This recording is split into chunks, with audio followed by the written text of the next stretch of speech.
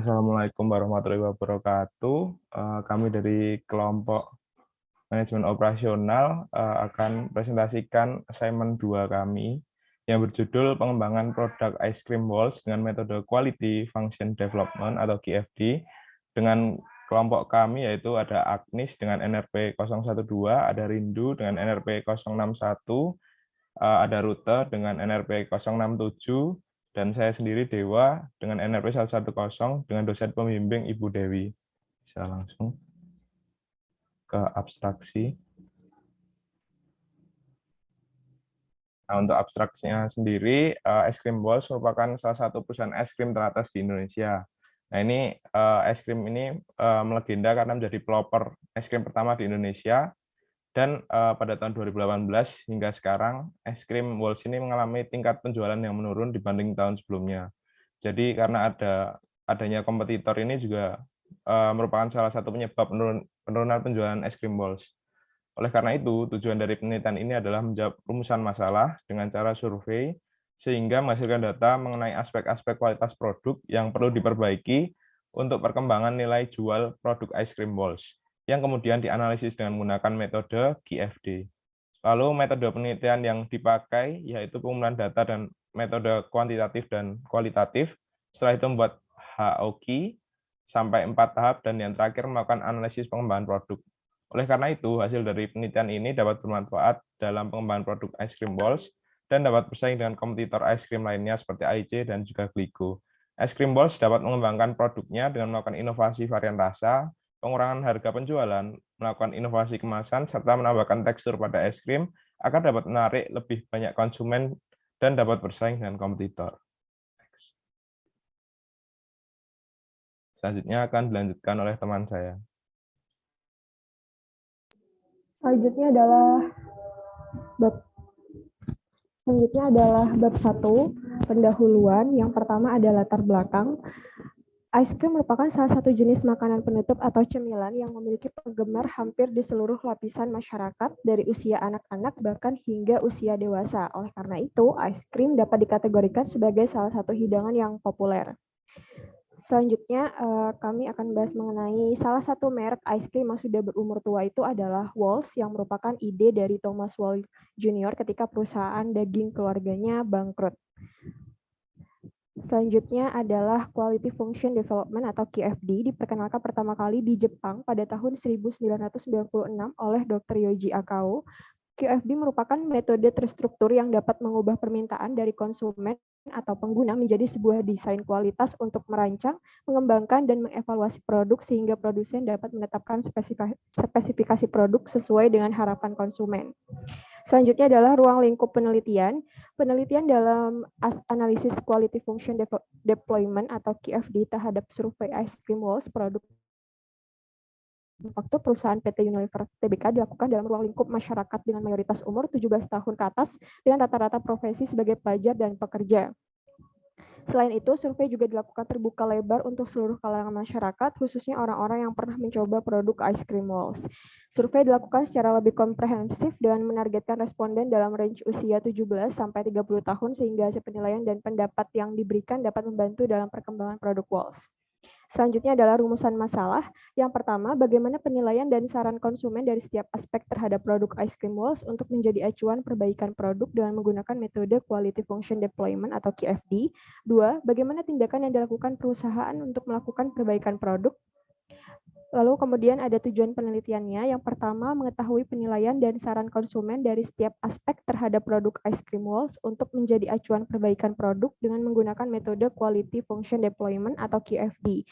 2, mengetahui tindakan yang dilakukan perusahaan untuk melakukan perbaikan produk. Selanjutnya akan dilanjutkan oleh teman saya. Selanjutnya, masuk ke bab 2 ada metodologi. Di sini berikut ada flowchart penyusunan laporan. Pertama ada perumusan masalah. Dalam tahap ini penulis menentukan masalah yang akan dijawab dan dibahas dalam laporan ini. Kedua, studi literatur. Di dalam tahap studi literatur berisi teori-teori yang mendukung penelitian dari hasil penelitian yang sudah ada sebagai acuan untuk menyusun laporan ini. Studi literatur ini kami mengambil sejarah singkat Walls, penjelasan produk, dan penjelasan QFD.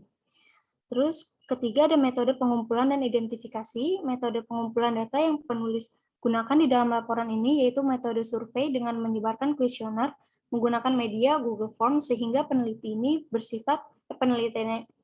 ini bersifat kuantitatif. Setelah terkumpulnya data yang diisi oleh responden, data tersebut diidentifikasi dan dianalisis di perumusan KFD. Tahap keempat ada perumusan KFD. Di dalam tahap ini memfokuskan pengembangan dari produk menggunakan metode Quality Function Deployment atau KFD berdasarkan hasil survei yang telah dibagikan. Selanjutnya dirumuskan ke dalam 4 bagian yaitu House 1, House 2, House 3, dan House 4. Selanjutnya tahap 5 ada pembahasan. Setelah dirumuskan di tahap perumusan KFD ini, selanjutnya dijabarkan dari masing-masing bagian untuk menjawab permasalahan sesuai pemahaman penulis. Dan tahapan terakhir kesimpulan dan saran.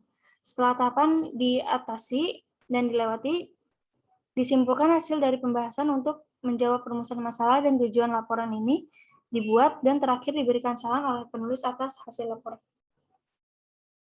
Selanjutnya akan dijelaskan oleh teman saya.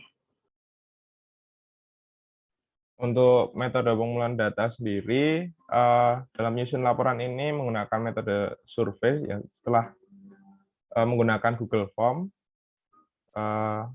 dan juga untuk pengumpulan data sendiri untuk menggunakan Slovin yang untuk menambah keakurasian perhitungan jumlah sampel. Ini misal kesalahan yang diterapkan sebesar 5%. Dan menghasilkan sampel yang akurat yaitu 41 sampel. Next. Selanjutnya ada metode pemilihan responden. Responden merupakan subjek penelitian untuk mendapatkan informasi yang dibutuhkan peneliti. Responden yang penulis pilih merupakan masyarakat yang mengkonsumsi ice cream, terutama ice cream walls. Penulis membagi beberapa responden berdasarkan umur, yaitu masyarakat berumur kurang dari 17 tahun, masyarakat berumur 17-23 tahun, masyarakat berumur 24-30 tahun, dan terakhir masyarakat berumur lebih dari 30 tahun. Selanjutnya dibedakan juga dari seberapa sering mengkonsumsi ice cream dan merek ice cream yang sering dikonsumsi.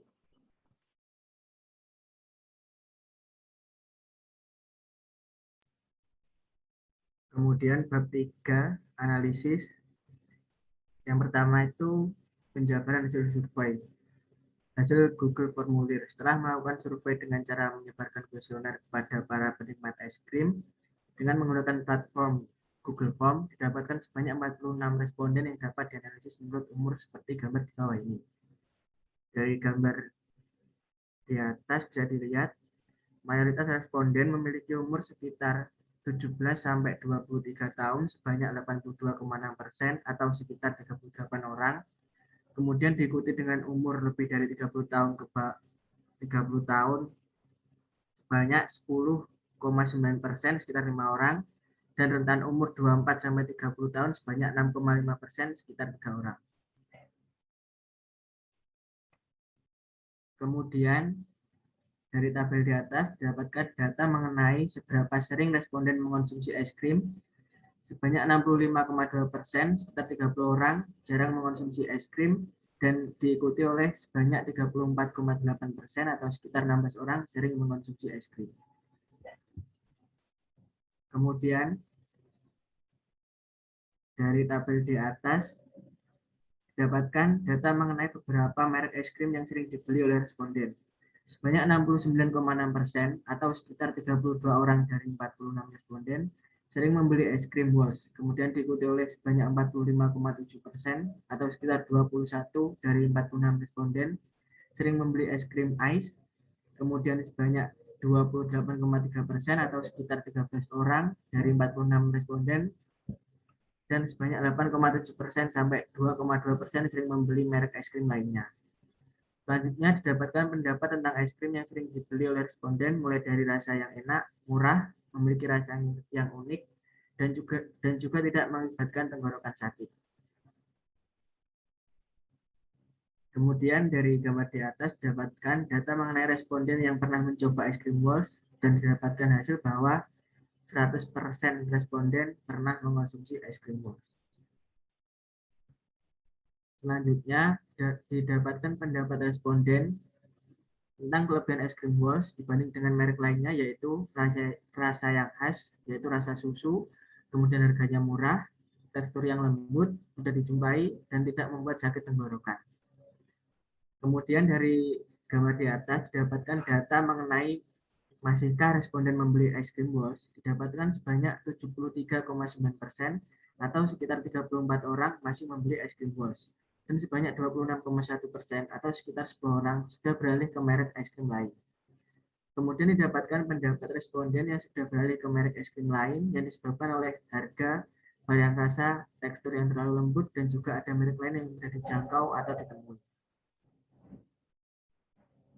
Selanjutnya, dari gambar di atas, 3,5% atau sekitar 43 orang setuju bahwa harga dari es krim Walsh sepadan dengan output yang didapatkan responden. Dan yang terakhir, dapat didapatkan data mengenai apa yang harus ditingkatkan jika es krim Walsh membuat produk baru. Dari pendapat responden, yaitu yang pertama itu rasa, kedua tekstur, ketiga varian rasa, keempat itu bentuk, kelima harga, dan yang enam kemasan. Kemudian kelebihan dan kekurangan dari es krim Walsh. Kelebihan es krim Walsh menurut 46 responden dari hasil data kuesioner menggunakan Google Form, kebanyakan berpendapat bahwa rasa susu yang khas pada es krim Walsh beda dari es krim merek lain. Selain itu, harga yang ditawarkan juga relatif murah sesuai dengan rasa yang didapatkan. Kemudian tekstur yang lembut sehingga nyaman untuk dimakan juga diutarakan oleh responden. Es krim Walsh juga mudah ditemui sehingga memudahkan pembeli yang ingin mengonsumsi es krim. Dan yang terakhir adalah es krim Walsh tidak mengakibatkan sakit tenggorokan ketika dan setelah dikonsumsi oleh responden. Kemudian kekurangan dari es krim Walsh menurut 46 responden dari data kuesioner adalah kebanyakan berpendapat bahwa dari segi varian rasa yang banyak namun tidak dibarengi dengan terobosan varian baru yang unik membuat responden bosan dengan rasanya. Kemudian responden juga berpendapat bahwa harga yang ditawarkan lumayan mahal ditambah dengan adanya pesaing baru yang memiliki harga lebih murah. Selain itu, responden juga berpendapat bahwa tekstur dari es krim Walsh terlalu lembut ketika di mulut. Dan yang terakhir adalah dengan adanya merek lain yang mudah dijangkau dan ditemui, seolah membuat es krim Walsh susah ditemui di toko terdekat.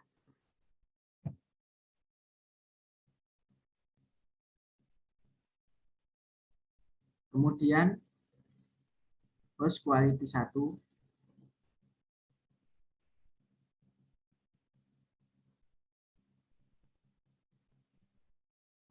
Hasil survei melalui Google Form digunakan sebagai customer recruitment pada host of quality level 1. Terdapat 6 customer recruitment yang memiliki nilai prioritas yang berbeda-beda, yang mana 1 tidak penting dan 6 sangat penting. Nilai prioritas didapatkan melalui survei dan dari hasil survei. Harga merupakan prioritas utama bagi responden sebelum membeli es krim. Setelah harga ada rasa menjadi prioritas, dan kemudian tekstur es krim, efek yang terjadi pada tenggorokan, ukuran dan bentuk, dan yang terakhir adalah kemasan es krim. Setelah mengetahui apa yang customer inginkan, kami menentukan fungsional recruitment untuk menghasilkan produk es krim sesuai dengan yang customer inginkan. Fungsional recruitment yang kami pilih adalah memformulasikan cita rasa yang tidak biasa, menambah tekstur, meminimalkan harga, inovasi kemasan, menambah varian ukuran, menginovasikan bentuk, dan memilih bahan berkualitas untuk kesehatan. Kemudian dilakukan relationship matrix antara customer recruitment dan fungsional recruitment untuk mengetahui hubungan yang kuat, normal atau lemah dari kedua persyaratan tersebut. Hubungan yang kuat diberi bobot 5, normal 3, dan lemah 1. Rasa yang unik memiliki hubungan yang kuat terhadap memformulasikan cita rasa yang tidak biasa, memiliki hubungan yang normal terhadap menambahkan tekstur, serta memiliki hubungan yang lemah terhadap meminimalkan harga dan menginovasikan harga. Bertekstur memiliki hubungan yang kuat dengan menambahkan tekstur, memiliki hubungan normal dengan memformulasikan cita rasa, dan memiliki hubungan yang lemah terhadap memilih bahan berkualitas untuk kesehatan. Harga terjangkau memiliki hubungan yang kuat dengan memformulasikan cita rasa yang tidak biasa, menambahkan tekstur, dan meminimalkan harga. Kemudian memiliki hubungan hubungan yang normal dengan inovasi kemasan, menambah variasi rasa, dan memilih bahan berkualitas untuk kesehatan, dan memiliki hubungan yang lemah dengan menginovasikan bentuk. Kemasan menarik memiliki hubungan yang kuat dengan meminimalkan harga dan inovasi kemasan, kemudian memiliki hubungan yang normal dengan menginovasikan bentuk. Ukuran dan bentuk unik memiliki hubungan yang kuat dengan menambah variasi ukuran dan menginovasikan bentuk. Kemudian memiliki hubungan yang normal dengan meminimalkan harga kuat dengan memilih bahan berkualitas untuk kesehatan, kemudian memiliki hubungan yang normal dengan menambahkan tekstur dan meminimalkan harga, dan memiliki hubungan yang lemah dengan memformulasikan cita rasa yang tidak biasa. Setelah menentukan hubungan dari dua persyaratan tersebut, dilakukan perhitungan dengan mengalihkan bobot dari setiap hubungan yang telah ditentukan sebelumnya dengan nilai prioritasnya. Yang kemudian seluruh hasil perkiraan tersebut dijumlahkan. Dari hasil perhitungan, menambahkan tekstur memiliki nilai paling tinggi yaitu sebesar 74, kemudian disusul dengan memformulasikan cita rasa yang memiliki nilai sebesar 70 dan meminimalkan harga sebesar 55. Kemudian menganalisis 3 kompetitor yang mengenai apakah kompetitor tersebut telah mewujudkan apa yang customer inginkan atau tidak, dan memberikan nilai 1-5 untuk masing-masing customer recruitment. Kompetitor yang kami pilih adalah Ice, Brico, dan Camina. Setelah menentukan hubungan dan menganalisis kompetitor, dilanjutkan dengan menentukan target value dari ice cream yang ingin dikembangkan. Target value yang kami pilih adalah menambah rasa unik di luar susu, memberikan tekstur menyesuaikan rasa, meminimalkan biaya produksi, membuat desain kemasan yang lucu dan unik sesuai isi dalamnya, neto kurang lebih 80 ml, membuat bentuk menarik, dan menggunakan bahan yang sehat untuk tubuh. Kemudian tahap terakhir pada House of Quality level 1 ini, membandingkan produk yang akan kami kembangkan dengan kompetitor-kompetitor yang kami pilih terhadap target value yang telah kami tentukan. Jika produk dari para kompetitor telah memenuhi target yang kami tentukan, maka ditandai dengan angka 5. Namun jika produk dari para kompetitor belum memenuhi target yang kami tentukan, maka diberi tanda angka 1. Sebagian besar produk dari para kompetitor masih pada angka 1. Selanjutnya akan disampaikan oleh teman saya. Oke, lanjut. HOQ 2, tahap pertama yang harus dilakukan untuk menentukan nilai. Tahap pertama untuk membuat HOQ ini yaitu menentukan nilai prioritas untuk masing-masing functional requirement. Kemudian menentukan spesifik komponen, yaitu membuat tim riset mengenai pengemasan, memaksimalkan penggunaan mesin produksi dan mengurangi tenaga manusia, melakukan uji lab terkait bahan yang aman untuk kesehatan, mencari tahu formula varian rasa yang baru, menggunakan bahan alami untuk menambah tekstur, membuat cetakan dengan bentuk yang unik, merupakan spesifik komponen yang kami temukan. Kemudian melakukan relationship matrix antara functional requirement dengan spesifik komponen dengan memberikan simbol untuk mengetahui hubungan yang kuat, normal, dan lemah. Untuk lingkaran hitam itu menunjukkan hubungan yang kuat, lalu lingkaran putih itu menunjukkan hubungan yang moderate, lalu untuk segitiga kebalik itu menunjukkan hubungan yang lemah. Lalu selain menentukan hubungan antara functional requirement dan spesifik komponen, ditentukan juga korelasi untuk setiap spesifik komponen, yaitu yang bisa dikeatasin. Ya, untuk segitiga itu memiliki hubungan yang kuat, dan untuk yang minus itu memiliki hubungan yang lemah. Lalu setelah itu kita menghitung importance rating dengan menjumlahkan seluruh hasil perkalian antara bobot dengan nilai prioritasnya, dan dari hasil perhitungan sendiri yang menduduki peringkat pertama dengan nilai sebesar 428, yaitu menggunakan bahan alami untuk menambah tekstur. Kemudian dilanjutkan dengan membuat tim riset mengenai pengemasan dengan nilai sebesar 310 dan mencari tahu formula varian rasa yang baru dengan nilai sebesar 271. Lalu selanjutnya kami menentukan target value sesuai dengan spesifik komponen, yaitu menemukan desain kemasan dengan daya tahan yang bagus, menggunakan mesin yang canggih dengan efisiensi tinggi, menemukan bahan yang aman untuk dikonsumsi, menciptakan 3 varian rasa baru yang berbeda dari kompetitor, menemukan komposisi yang pas untuk menghasilkan tekstur yang baik, dan membuat cetakan dengan bentuk yang unik seperti buah-buahan. Kemudian tahap terakhir pada HOQ level 2 adalah membandingkan dengan komputer lain, di mana komputer yang kami pilih masih sama seperti HOQ 1, yaitu Aice dan juga Glico dan Campina. Dan sebagian besar produk dari para komputer kurang melakukan uji lab terkait bahan yang aman untuk kesehatan, serta kurang menggunakan bahan alami untuk menambah tekstur. Selanjutnya bisa dilanjutkan oleh teman saya.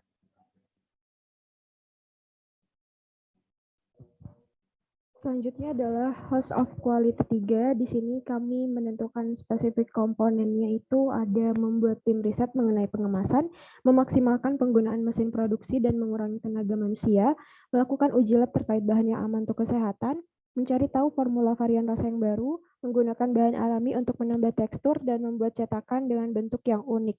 Di mana untuk yang poin 1 adalah yang paling rendah, itu melakukan uji lab terkait bahan yang aman untuk kesehatan dan membuat cetakan dengan bentuk yang unik. Dengan poin 3 yaitu menggunakan bahan alami untuk menambah tekstur dan membuat tim riset mengenai pengemasan. Dan poin tertinggi 9 itu memaksimalkan penggunaan mesin produksi dan mengurangi tenaga manusia dan mencari tahu formula varian rasa yang baru. Di sini kemudian kami menentukan manufacturing prosesnya, ada menyiapkan mesin dan bahan, mengolah inovasi rasa baru, melakukan uji coba rasa, mengolah bahan dengan mesin, mencetak bentuk dan ukuran, lalu melakukan pengemasan.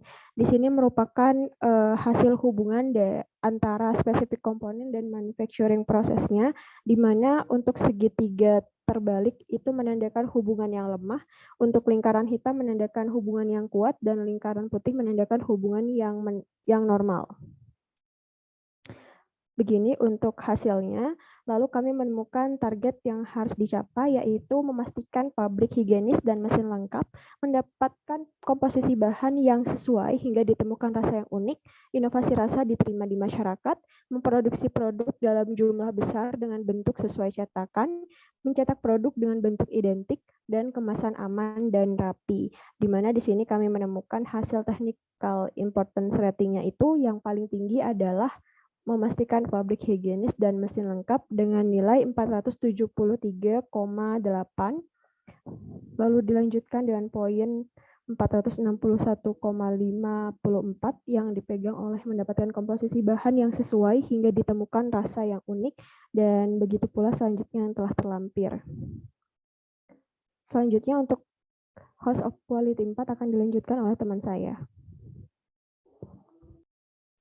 Selanjutnya, host of quality 4 dari host quality level 3 yang membahas mengenai bagaimana proses manufaktur dari produk, dilanjutkan oleh host of quality 4 yang membahas mengenai proses pengendalian produksi.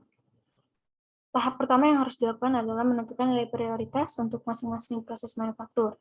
Kemudian menentukan proses pengendalian yang mana ini ada pemeriksaan kelengkapan mesin agar mesin beroperasi dengan baik, terus perbaikan mesin untuk menjaga keselamatan, meningkatkan efektivitas mesin, kontrol kualitas produk yaitu produk es krim, pengecekan bahan baku, dan terakhir pengawasan kinerja karyawan.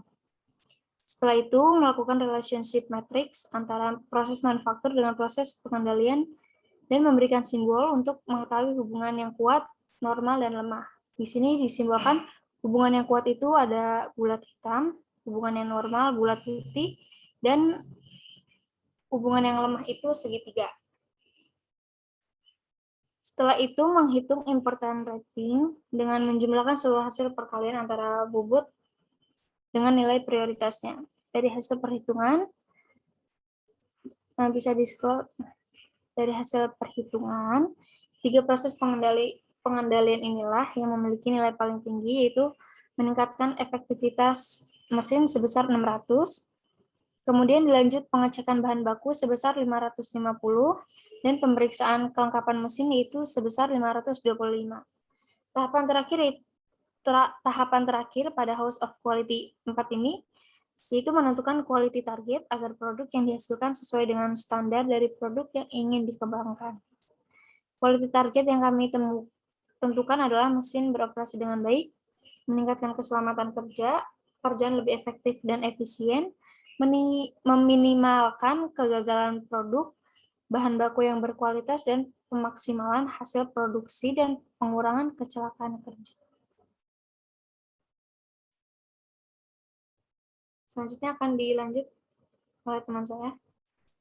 Oke, yang terakhir ini ada penutup. Yang pertama kesimpulan, jadi berdasarkan hasil kuesioner yang kami lakukan, kami mendapatkan sebanyak 46 responden yang rata-rata usia 17-23 tahun sebanyak 82,6% atau sekitar 38 orang.